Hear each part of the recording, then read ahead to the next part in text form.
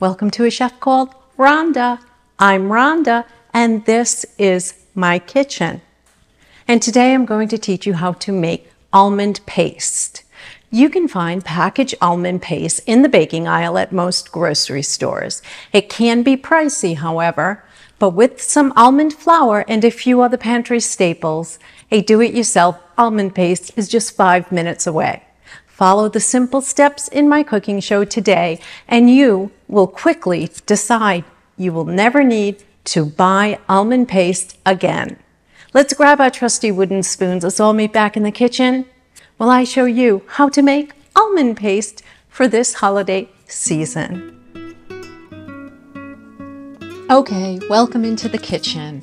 While I glove up, I'd like to go over the ingredients. This recipe will make about 1½ cups of almond paste. Today you'll need 1 3/4 cups of almond flour, followed by 1½ cups of confectionery sugar or powdered sugar. I'm going to combine the almond flour and the confectionery sugar in the work bowl of a food processor. I'm going to process or mix to blend briefly and just to combine like so. Here we go. I'm going to add 2 room temperature large size egg whites. And actually, if you'd like to add about 2½ egg whites, that too will work and render an additional sheen to the almond paste. I'm going to add my sea salt, which is about 1/8 to 1/2 teaspoon of salt. And then I have a good 2½ to 3 teaspoons of good quality almond extract. And I'm going to also add this to the mixing bowl of the food processor. And I'm going to mix until the mixture becomes a malleable ball. Okay, and this will take about a minute and a half. You can see it pulling together nicely here. I'm going to stop the processor. I'm going to open the processor and I'm going to work the dough with my trusty wooden spoon. I'm just going to grab along from the sides like so, and I'm going to pull away, and then I'm going to reprocess for another 30 to 45 seconds on low. And there we go. And you can see it's pulling away nicely, and the smell is fantastic.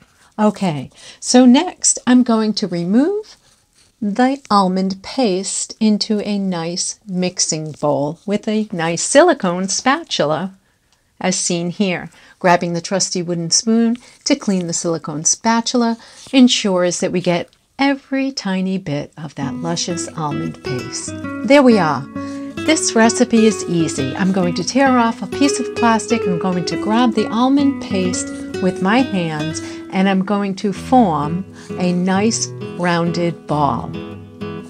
Once I've completed the formation of the ball, I'm going to break the almond paste in 2 halves and wrap in plastic, like so.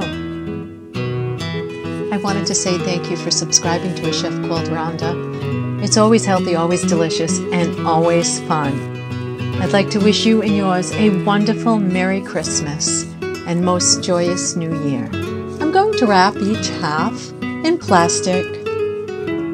I'm going to store my almond paste tightly wrapped, and yes, it has a shelf life of up to 1 month in the refrigerator, or actually 3 months in the freezer.